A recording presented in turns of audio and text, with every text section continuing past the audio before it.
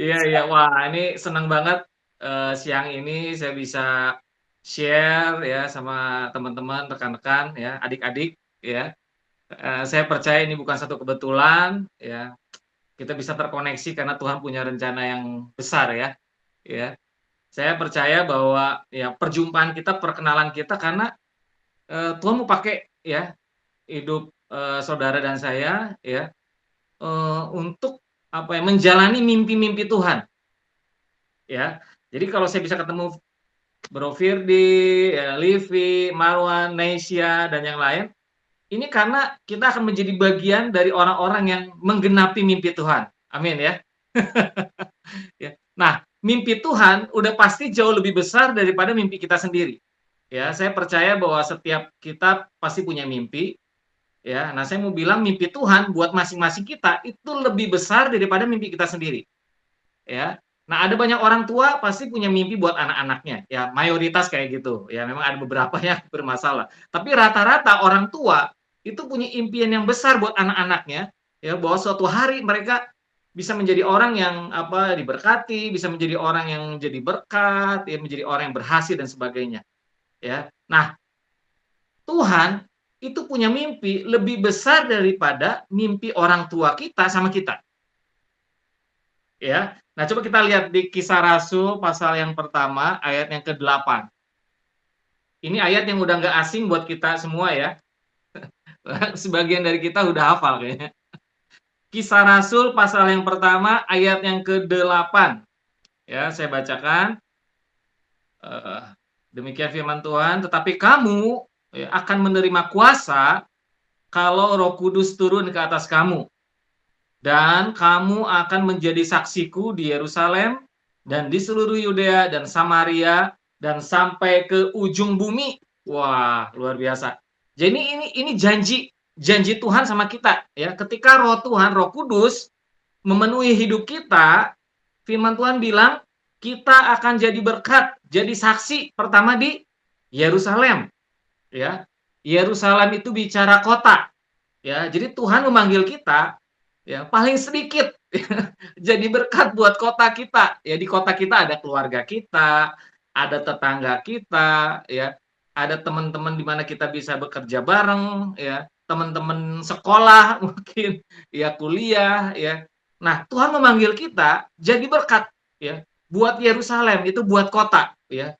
Jadi mimpi Tuhan gede banget, ya. Kalau mungkin saudara punya mimpi, wah, saya hanya ingin jadi berkat buat keluarga saya aja. Nah, hari ini kita baca kebenaran firman Tuhan bahwa mimpi Tuhan itu lebih besar dari itu.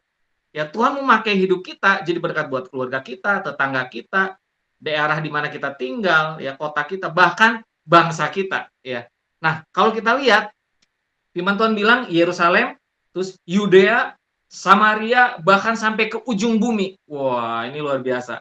Ya, jadi kalau kita setia, saudara, kalau kita setia, itu Tuhan akan apa ya, perbesar ya kepercayaan, ya tanggung jawab dari Tuhan. Ya mungkin hari ini ya dengan saudara setia ya melekat sama Tuhan, hubungan pribadi bagus sama Tuhan, saudara akan jadi berkat ya buat keluarga. Nah, kalau terus setia itu dampak hidup kita akan diperbesar dari hari ke hari. Ya, itu janji firman Tuhan. Bahkan firman Tuhan bilang sampai ujung bumi. Wah, ya nanti adik-adik teman-teman di sini bisa baca ya.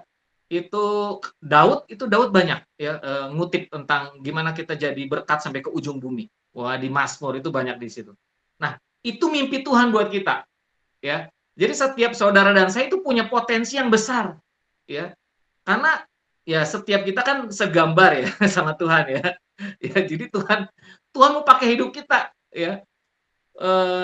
Dengan kreativitas yang Tuhan kasih sama kita, Tuhan mau pakai hidup kita ya menjadi saksi ya buat kota, buat provinsi, bahkan buat bangsa ya.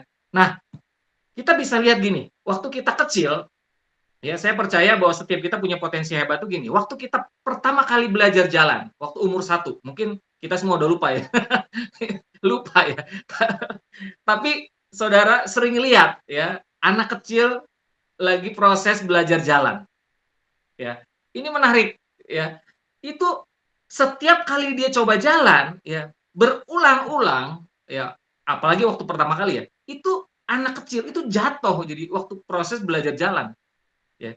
Tapi yang menarik, setiap kali dia jatuh, dia nggak putus asa loh. Ya, kita nggak pernah lihat anak kecil pundung ya, atau tiba-tiba frustasi gitu gara-gara jatuh, terus jadi mojok gitu ya. Jadi kelihatan kalau bahasa Sunda pundung, sedih, lalu bilang ke bapak-bapaknya geleng-geleng nggak mau jalan lagi gitu. Nggak kayak gitu ya. Nah, setiap kali jatuh ya, bahkan saya perhatikan ada beberapa anak yang waktu proses belajar jalan itu sampai benjol kepalanya loh. Ada yang lecet ya, berdarah ya. Tapi dia coba bangkit lagi gitu untuk ya belajar jalan ya sampai akhirnya bisa jalan. Ya, nah itu pengalaman kita semua. Ya, nggak ada yang mulus waktu pertama kali belajar jalan tuh nggak ada yang nggak pernah jatuh. Ya kayak orang belajar sepeda ya, nggak ada yang nggak pernah jatuh. Pertama kali dia belajar sepeda, pastilah kadang-kadang jatuh lah, nubruk lah gitu ya. Nah, apalagi jalan, ya. Nah, tapi yang menarik, ya, setiap kita ini pengalaman kita semua ya, itu kita nggak pernah menyerah, ya. Waktu kita kecil, ya. Nah, itu artinya gini, Tuhan tuh udah kasih potensi yang luar biasa loh dalam diri manusia, ya. Padahal waktu kita kecil itu, umur 1 itu, kita belum bisa baca, belum ikut training, seminar, dengar khotbah yang keren-keren, ya kecuali waktu di dalam kandungan mungkin, ya. Nggak pernah ikut, ya, belum bisa baca, ya. Belum di-coaching, ya, ya. Belum punya mentor, belum punya pemimpin mungkin. Tapi kita nggak kenal yang namanya putus asa. Setiap kali kita jatuh, kita selalu bangkit. Kita selalu bangun. Ya, itu luar biasa. Ya. Nah, apalagi setelah kita di dalam Tuhan gitu. Ya. Waktu kita umur 1 aja kebanyakan kita belum kenal Tuhan, itu kita udah punya jiwa pemenang loh. Ya. Makanya saya sering kali bilang di banyak pertemuan bahwa setiap kita itu motif terbaik ya setelah Tuhan Yesus ya buat diri kita ya. Jadi bukan pembicara-pembicara yang hebat. Ya kita harus belajar dari pengalaman kita sendiri juga gitu. Dulu kita pantang menyerah. Dulu waktu kita jatuh kita selalu bangkit. Padahal belum sekolah, belum ikut seminar, belum bisa baca. Ya. Nah, pertanyaannya sekarang nih, apakah semangat kita itu masih sama nggak seperti waktu kita kecil? Padahal udah sekolah, buku yang kita baca udah banyak, baca Alkitab pula ya, baca firman lagi. Ya. Sebagian dari kita pernah ikut seminar yang keren, ya, lihat video-video motivasi mungkin di YouTube, ya, atau di sosmed yang lain ya. Sering baca meme ya, kalimat-kalimat yang membangun yang luar biasa dari orang-orang yang keren gitu ya. Tapi aneh loh, banyak dari kita itu semangat juangnya tuh udah nggak sama dibandingkan waktu kita umur 1 gitu. Ya. Nah ini ya kita harus kembali gitu ya. Kita harus kembali ya. Apalagi ada Tuhan di dalam diri kita ya, ada Roh Kudus di dalam diri kita. Kita sudah lahir baru, kita sudah kenal Tuhan. Nah, pasti ya Tuhan akan menyertai kita, menolong kita mencapai mimpi-mimpi Tuhan. Ya, bukan mimpi kita ya, mencapai mimpi-mimpi Tuhan. Karena mimpi-mimpi Tuhan lebih gede daripada mimpi kita sendiri. Ya. Nah, itu potensi kita, Saudara, ya. Nah, kalau kita lihat potensi ya, eh, apa ya? Saya sering kali kasih ilustrasi kacang kedelai. Ya, itu kacang kedelai. Dari kacang kedelai itu bisa jadi tempe, bisa jadi tahu, ya kan? Bisa jadi apa? Susu kacang, kecap, tauco.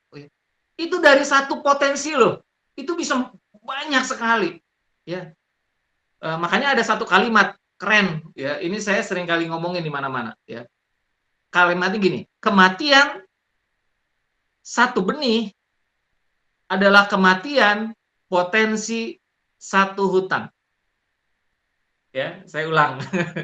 Kematian satu benih adalah kematian potensi satu hutan belantara. Ya. Waktu saya dengar maksudnya apa nih? Nah, saya jadi diingetin waktu saya makan apel, ya, itu ada yang tahu biji dalam satu buah apel ada berapa? Ada yang pernah ngitung sambil makan? Wah, ini kita semua nggak perhatiin. Nggak ada ya, main makan aja gitu ya.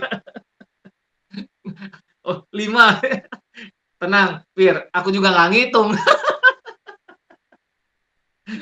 Ya. Tapi potensi satu bijinya, satu biji apel itu jadi satu pohon apel. Bukan jadi satu buah apel. Satu biji apel punya potensi jadi satu pohon apel. Betul ya? Ya. Nah, satu pohon apel itu ada puluhan, ada ratusan buahnya tergantung kesuburan pohon apelnya. Nah, satu pohon apel itu punya potensi jadi satu kebun apel. Ya, satu kebun tergantung berapa luas tanahnya, ya ada ratusan pohon, ada yang ribuan pohon apel ya. Nah, satu kebun punya potensi jadi satu hutan apel.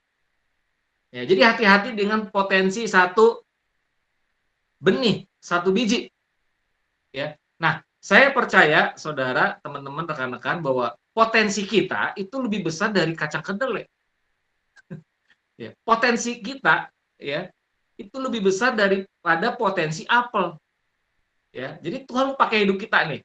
Ya, jadi ya, apapun kondisi kalian hari ini, ya kadang-kadang lihat diri sendiri culun gitu. Tuhan punya mimpi gede gitu. Ya, kalau kita ngaca, bilang Tuhan punya mimpi yang besar buat kamu gitu. Ya, lebih besar daripada mimpimu sendiri. Ya, karena firman Tuhan yang bilang, kalau orang yang ngomong, ya, itu kadang-kadang nggak bisa dipertanggungjawabkan. Ya, tapi kalau Tuhan ngomong dan kita setia, pasti jadi kenyataan. Ya, jadi dalam perjalanan iman, kalau kita percaya janji Tuhan, ya sekalipun nggak gampang, sekalipun nggak mudah, ya kita akan mencapai apa yang menjadi mimpi Tuhan. Ya, makanya yang paling penting dalam hidup itu bukan apa ya. Jadi jangan takut dengan bukan besar atau kecilnya masalah, tapi apakah Tuhan, ya kita selalu sadar bahwa Tuhan tuh ada di dalam kita. Tuhan tuh nggak pernah ninggalin kita. Itu yang lebih penting, itu saudara. Ya, kalau kita nggak punya kesadaran itu, sekecil apapun masalah kita akan tumbang. Ya, sekecil apapun masalah, kita akan putus asa, kita akan khawatir, kita akan cemas. Ya. Tapi kalau kita memiliki kesadaran bahwa Tuhan itu selalu bersama-sama dengan kita, Dia di dalam kita, bersama-sama dengan kita, sebesar apapun masalah yang kita hadapi, kita bisa tanggung. Ya, di Filipi 4 ayat 13, segala perkara dapat kutanggung di dalam Dia yang memberi kekuatan kepadaku. Ya, jadi sebesar apapun masalahnya, ada Tuhan di dalam kita, kita bisa atasi. Ya. Tapi kalau kita nggak punya kesadaran Tuhan di dalam kita, sekecil apapun masalah yang kita hadapi, kita akan jatuh, kita akan makin khawatir, kita akan makin takut, kita akan makin cemas, ya, apalagi dalam kondisi pandemi seperti hari ini. Ya, tapi orang-orang yang percaya sama janji Tuhan, ya, yang percaya sama kebenaran firman Tuhan, ya mereka akan tetap kuat di masa yang sulit, ya, dan mereka akan berbuah menjadi berkat, menjadi garam, menjadi terang, ya, dalam kondisi yang tidak mudah seperti hari-hari ini. Ya, nah, dalam perjalanan iman perlu proses, ya, nggak ada yang instan, ya, nggak ada yang instan. Kalau saya punya bakat seorang pemain sepak bola yang hebat, ya, umur 7 tahun, saya diketemukan punya bakat main sepak bola yang luar biasa. Tapi kalau saya nggak berlatih, saya nggak latihan, saya nggak punya pelatih, nggak mungkin saya bisa jadi seperti Lionel Messi atau Cristiano Ronaldo gitu, ya, atau atlet apapun ya. Mungkin saudara punya bakat badminton atau bakat nari, apapun lah, potensi apapun ya. Kalau nggak proses berlatih, nggak proses latihan, nggak punya mentor, ya dalam perjalanannya itu potensi nggak berkembang, ya. Atau yang jago masak seperti Livi, jago bikin kue. Kalau nggak dilatih, nggak bisa jadi jago banget. Sekalipun punya bakat, punya talenta di bidang masakan atau makanan. Ya, tapi kalau nggak ada proses harian, berlatih, latihan, punya guru, punya mentor, latihan, latihan tiap hari, ribuan jam, ya nggak jadi gitu. Potensinya gugur. Ya, ada banyak orang tuh sebenarnya punya potensi jadi atlet sepak bola terbaik di Indonesia atau terbaik di dunia, tapi gugur. Ya, karena nggak ada proses latihan. Ya, nggak setia dengan potensi, dengan talenta, dengan bakat yang Tuhan udah kasih. Jadi nggak jadi gitu. Ya, nah, dalam perjalanan iman juga seperti itu, saudara. Jadi perlu waktu, ada proses. Nggak tiba-tiba dari Tuhan kasih mimpi, besoknya jadi kenyataan. Semua perlu waktu. Ya. Jangankan anak Tuhan, orang dunia aja yang nggak kenal Tuhan, mereka tahu proses gitu. Untuk menjadi seorang jagoan piano itu bertahun-tahun. Untuk menjadi seorang atlet yang hebat itu perlu waktu bertahun-tahun. Ya. Untuk menjadi seorang yang juara Master Chef itu perlu waktu bertahun-tahun. Kecuali kita jadi orang biasa aja, ya udah. Ya. Tapi kalau seorang master atau seorang atlet ya hebat itu melewati proses panjang. Ya. Pemusik juga sama ya, penyanyi juga sama. Kalau saya punya bakat nyanyi, tapi saya nggak latihan, saya nggak akan jadi penyanyi hebat. Ya, pemain musik, ya kalau nggak latihan tiap hari, ya nggak bisa gitu. Bakatnya suatu hari ya akan gitu-gitu aja, dia nggak akan jadi master di bidangnya. Ya, jadi, nah dalam perjalanan iman, ya sama, jadi perlu waktu. Nah coba kita lihat di Kejadian 37. Ya, ini Kejadian 37, ini tentang jejak kehidupannya Yusuf. Ya, ini tentang perjalanan iman Yusuf. Ya, ini menarik. Kejadian pasal yang ke-37, ya, saya baca ayat yang di awal-awal ya, saya baca. Adapun Yakub, ia diam di negeri penumpangan ayahnya, yakni di tanah Kanaan. Inilah riwayat keturunan Yakub. Yusuf tak kalah berumur berapa? 17 tahun. Wah, nah nanti teman-teman bisa baca satu pasal. Jadi waktu Yusuf umur 17 tahun, Tuhan kasih mimpi. Ya. Tuhan kasih mimpi. Dia juga bingung tapi dia semangat. Dia cerita sama saudara-saudaranya. Nah, yang menarik saudara-saudaranya, dia Yusuf pikir akan mendukung kan. Yusuf pikir akan, yes, Tuhan akan pakai hidup kamu. Kami sebagai saudara-saudara mendukung kamu. Wah, percaya ya. Tuhan sayang sama kamu, Tuhan pakai hidup kamu ya. Tapi kenyataannya kan nggak gitu ya. Saudara-saudara Yusuf nggak suka sama mimpi yang diceritakan Yusuf kepada mereka. Ya. Ya, mereka anggap ini Yusuf kayaknya mau ngejago ya. Mau merasa di atas saudara-saudaranya gitu. Ya, padahal Yusuf ya dia semangat, dia ceritain mimpinya gitu. Ya saya nggak ngerti cara dia ngomongnya gimana, mungkin ya karena masih muda ya, bisa aja sih, bisa aja gitu ada nada yang kurang tepat, mungkin juga bisa ya rada-rada ya ada sombong dikit mungkin gitu. Nah, saudara-saudaranya nggak suka. Bahkan firman Tuhan bilang mereka sangat membenci Yusuf. Bayangin nggak?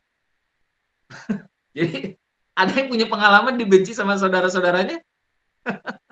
Coba lihat dari senyumnya nih. Kayaknya nggak pernah nih kayaknya. Tapi banyak, percayalah. Banyak orang, sekali nggak ngomong benci sama kita, tapi ketika kita ngomongin mimpi kita, cita-cita kita, dia biasa-biasa aja. Nah itu tuh nggak support gitu. Mereka tuh nggak, apa ya, bukan supporter terbaik buat kita. Ya. Jangan sakit hati.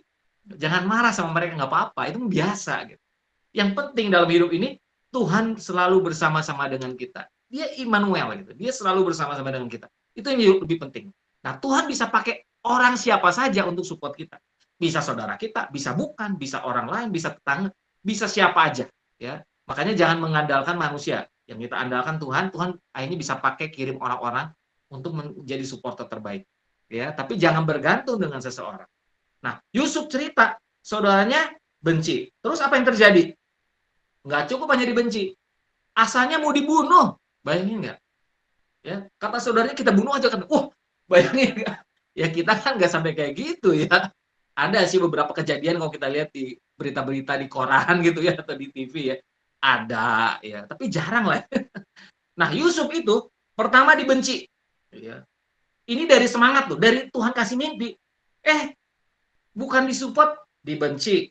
Bahkan sangat dibenci. Yang kedua, dia apa? Dibuang. Ya, setelah mau dibunuh, dibuang yang ketiga. Dibuang ke sumur. Ya, ayo, ada yang pernah dibuang ke sumur? Ini seakan-akan ya, dari Tuhan kasih mimpi, itu makin jauh loh dari mimpi Tuhan. Ya, ini kok kenapa nih? Gara-gara mimpi ini saya ceritain kok, ini kok saya jadi tiba-tiba ada di sumur gitu. Ya, bener nggak? Ini kayaknya salah nih. Ya, ini kayaknya kayaknya salah nih, kenapa saya ceritain ya sama saudara-saudara saya gitu, ya. Akhirnya saya jadi masuk sumur gitu ya. Nah, itu yang dialami Yusuf, ya. Seakan-akan dia makin jauh dari mimpi Tuhan. Kalau pakai kacamata kebanyakan orang, pakai kacamata jasmani. Nah, setelah dibuang, apa yang terjadi? Dia dijual jadi budak. Ya, kita kan nggak punya pengalaman dijual ya, jadi budak ya. Nggak digaji loh budak itu. Ya, budak tuh punya tuan, ya udah pokoknya memberi yang terbaik bukan buat tuannya, dia nggak, yang penting dia bisa makan, ya nggak ada tuh gaji-gaji gitu, karena kita milik tuannya kan. Nah, Yusuf itu pengalaman dia gitu seperti itu. Tapi yang menarik, ketika dia dibuang terus dijual di rumah Potifar, salah satu pembesar, dia selalu memberi yang terbaik. Ini orang rajin, ini orang bertanggung jawab, ini orang percaya sama janji Tuhan sehingga apa saja yang diperbuatnya berhasil. Ya. Padahal dia punya banyak alasan untuk kecewa sama saudara-saudaranya, sama keluarganya, pahit dalam hidup. Ya. Dia punya banyak alasan loh. Betul nggak? Orang dia nggak salah, kenapa dibuang, kenapa mau dibunuh, kenapa dijual jadi budak? Kan orang tuanya, kakak-kakaknya kan dalam kondisi yang baik-baik saja gitu secara ekonomi.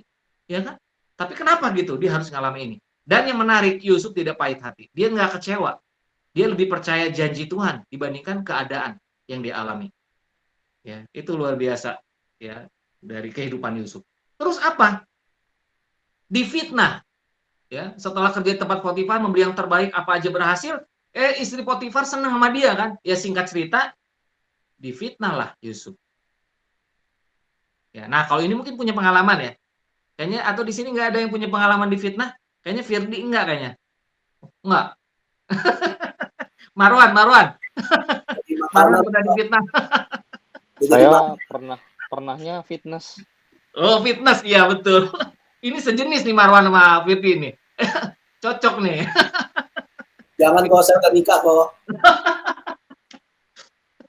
Ya. Nah, dia difitnah. Ya, masuk penjara. Ya. Ini dari mimpi hidungnya makin turun. Ya, bukan makin mendekati menurut dia. Menurut kebanyakan kacamata jasmani orang. Di penjara. Nah, di penjara dia disukai. Dia memberi yang terbaik. Ya. Ini orang punya kualitas yang luar biasa. Dimanapun ditempatkan berbuah nih. Dan buah yang manis. Ini ciri orang yang berkarakter. Ya. Ditempatin di mana aja, dalam kondisi yang paling berat, sulit aja, malah jadi berkat, jadi terang. Nah ini Tuhan manggil kita sekarang. Dalam kondisi pandemi itu kata-kata kita gimana nih di sosmed? Tulisan-tulisan kita gimana? Apakah membangun, nguatin orang, orang jadi semangat, memberi harapan, ya, seperti Yusuf, atau kalau orang dengar kita jadi makin bete, makin lemes, makin khawatir, makin cemas, makin takut, ya, ragu, ya. Nah harapan saya nggak seperti itu. Ya kita harus jadi seperti Yusuf, ya dimanapun ditempatkan dia jadi berkat. Ya. Nah di penjara ada dua, dia ketemu juru minuman sama juru roti bermimpi. Nggak ada yang bisa menafsirkan kedua orang mimpi mereka. Ya. Nah Yusuf oleh karena hikmat Tuhan ya, berhasil menafsirkan mimpi kedua orang itu dan jadi kenyataan.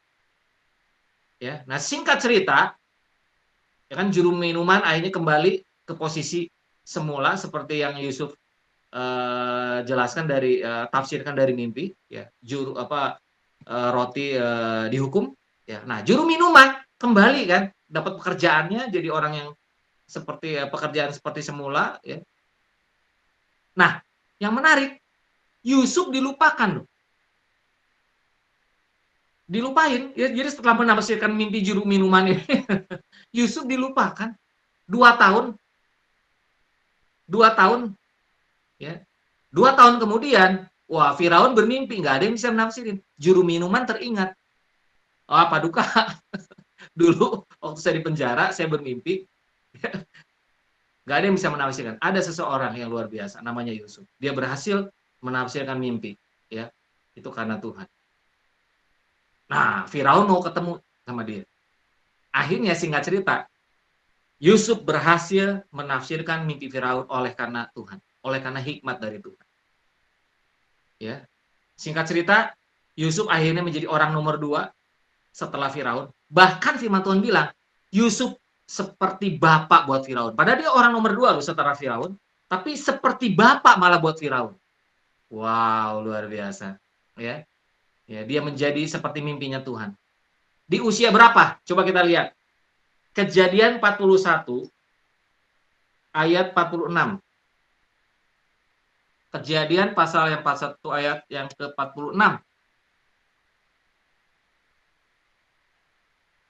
Yusuf berumur berapa? 30 tahun ketika ia menghadap Firaun. Jadi waktu umur 17 dapat mimpi, 13 tahun kemudian umur 30. Ada proses waktu, perjalanan iman, proses waktu.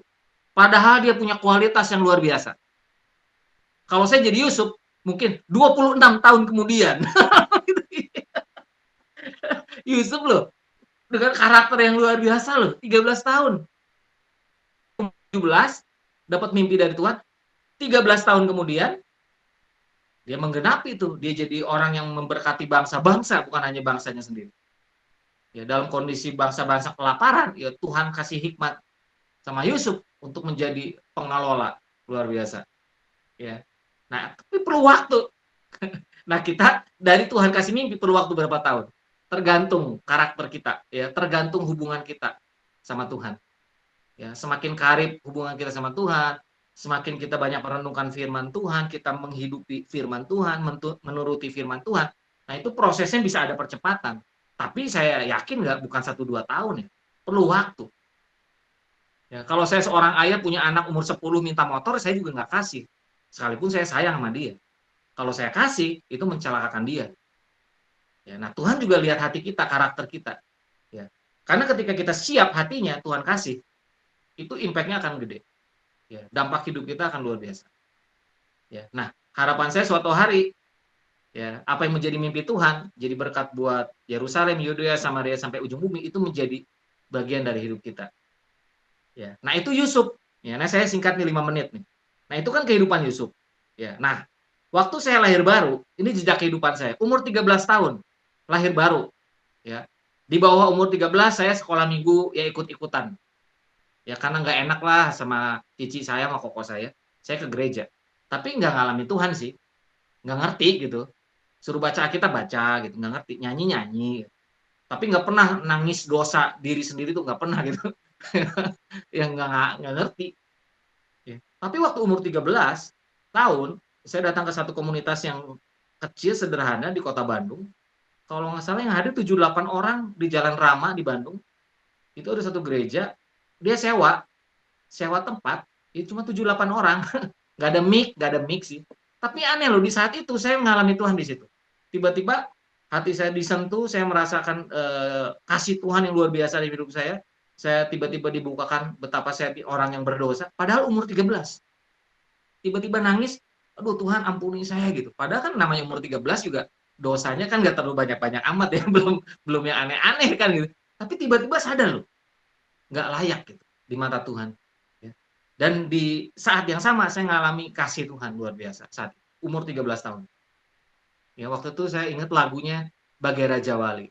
Tuhan adalah kekuatanku. Wah itu. Ya.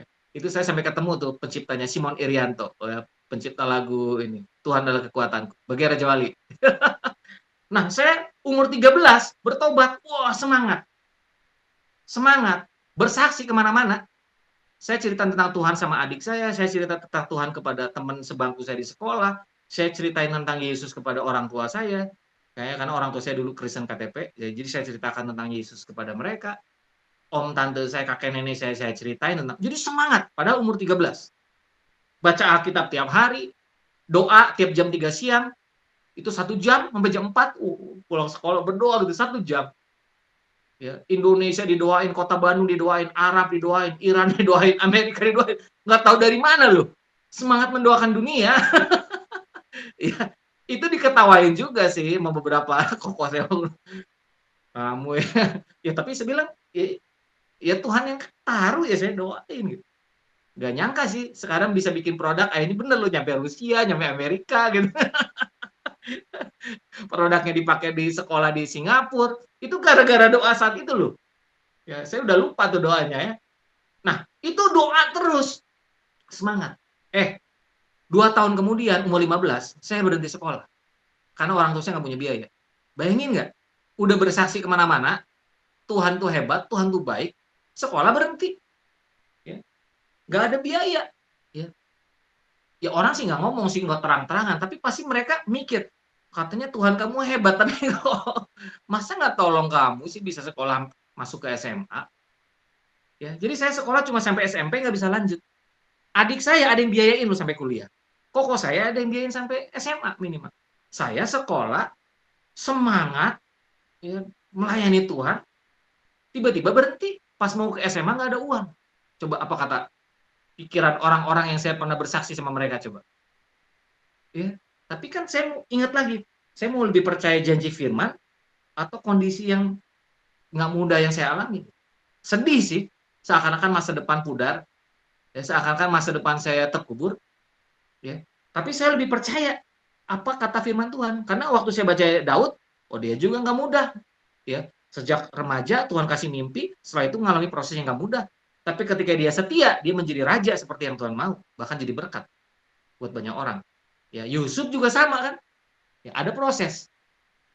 Ya. Nah, waktu berhenti sekolah, ya, nah ini keputusan saya nggak boleh berhenti belajar, itu yang penting. Ya, secara pendidikan saya berhenti ya secara formal, ya, tapi secara informal, ya saya harus terus bertumbuh, saya harus tetap belajar, saya harus tetap sekolah, betul ya, sekolah kehidupan. Ya. Baca firman lebih rajin, baca buku lebih rajin, baca orang-orang yang berhasil, ya, story-story orang ya yang dipakai Tuhan, itu untuk nguatin iman saya. Ya. Nah, waktu saya berhenti sekolah, saya pikir saya mau pasti jadi juara dunia badminton. Saya punya bakat badminton kan. Jadi umur 7 tuh saya udah sambil sekolah saya ikut klub badminton. Ya, jadi waktu di Cianjur sampai juara Cianjur, sekabupaten Cianjur, terus pindah ke Bandung sampai sekolah SMP. Ya, lumayan prestasinya. Ya, ya di tingkat Jawa Barat masuklah 16 besar lah ya untuk usia 15 tahun ke bawah. Ya. Nah, saya pikir waktu saya berhenti sekolah, wah kayaknya Tuhan mau pakai saya jadi atlet. Wah. Tapi kan teman-teman kan nggak pernah lihat saya di TV kan? Nggak jadi juga kan berarti? Nggak jadi juara dunia juga, boro-boro juara dunia badminton. Juara nasional juga enggak. Gitu. Ya. Tapi saya tetap nguatin hati saya, maju terus. Ya. Sekalipun seakan-akan, ya ini seperti yang Yusuf alami, seakan-akan hidup saya itu kayaknya makin turun. Dibandingkan waktu pertama kali Tuhan ngomong janjinya, Mas. Seakan-akan makin turun. Nah, di situ kan titik krisis ya. Saya tetap percaya nggak sama firman Tuhan yang tidak pernah berubah. Ya, maju terus. Umur 20, pantang mundur. Ngontrak rumah, tampung anak narkoba. Ya, jadi dari umur 20 sampai umur 26, saya tinggal sama 30 orang yang kecanduan narkoba. Tinggal bareng. Jadi kakak, jadi orang tua buat mereka. Ya, makin militan di dalam Tuhan. Dalam kondisi itu malah makin Tuhan, ya mungkin saya nggak bisa ngelihat, tapi ada sesuatu yang hebat yang Tuhan sediakan. Saya belajar di situ. Banyak yang meninggal dari mereka, setengahnya meninggal, ya. Tapi masuk surga ya, udah pada terima Tuhan ya. Ya, rekor, Fir. Ya, jadi dalam 6 tahun itu bawa langsung orang-orang masuk surga. Udah pada lahir baru. Cuma kan memang udah kena HIV kan, jadi waktu bareng sama saya jadi pada sakit AIDS kan sebagian. Ya, tapi hati mereka udah lapar dan haus akan Tuhan. Ya, jadi di surga banyak supporter saya tuh. Ayo Komelin, maju terus kok. Ya, wah, ya, setengahnya loh 15 meninggal. Ya, tukang masak saya itu HIV. Ya, saya makan loh apa yang dia masak. Orang mah takut-takut kan, takut tertular. Oh, takut kena ini pandemi ini COVID. Aduh, ini tinggal bareng loh 6 tahun loh. Tuhan jaga luar biasa. Ya. Nah, akhirnya banyak tuh dari gereja-gereja, terus komunitas, ya organisasi datang ke tempat saya pelayanan di Sukabumi saat itu. Jadi dari Bandung, aku pindah ke Sukabumi, kontrak ke rumah. Ya. Salah satu yang datang Ya, salah satu pemimpin yang sekarang jadi istriku. Iya. Ci Juli, tuh yang bikin boneka. Ya. Ternyata titik-titik itu menghubungkan hidup saya untuk semakin mendekat kepada mimpi Tuhan. Ya, sekalipun kalau saya pakai kacamata jasmani itu makin jauh. Tapi di mata iman dengan kacamata iman saya tuh makin dekat dengan mimpi Tuhan. Ketemu Ci Juli, wah jadi nulis buku bareng, bikin game bareng, edukasi, bikin sketsa video kartun bareng, mulai masuk ke kementerian, UNICEF, jadi berkat buat WHO, ya masuk ke perusahaan-perusahaan yang besar-besar, ya Tuhan bukain jalan. Ya. Saya makin clear, makin lihat, wih, ya apa yang menjadi mimpi Tuhan jadi kenyataan. Nah, itu perlu proses waktu. Nah, yang penting kita tetap setia, hubungan kita makin karib sama Tuhan, baca firman Tuhan setiap hari, siang dan malam. Ya, karena kita hidup di sekarang nggak gampang, kita harus kuat karena firman. Bukan kuat karena banyak duit, bukan kuat karena kita punya posisi, bukan. Kita kuat karena firman. Ya, makanya pada mulanya firman. Ya, Yohanes 1, pada mulanya firman. Nah, kita hidupnya pada mulanya firman atau pada mulanya yang lain? Ya. Nah, kalau kita lihat firman di Yohanes 1, pada mulanya firman, firman itu bersama-sama dengan Allah dan firman itu adalah Allah. Ya, jadi orang yang berjalan dengan Allah adalah orang yang setiap hari pada mulanya firman. Ya, di Kejadian 1 pada mulanya Allah. Wah, jadi semua harus dimulai dari Allah, dimulai dari firman.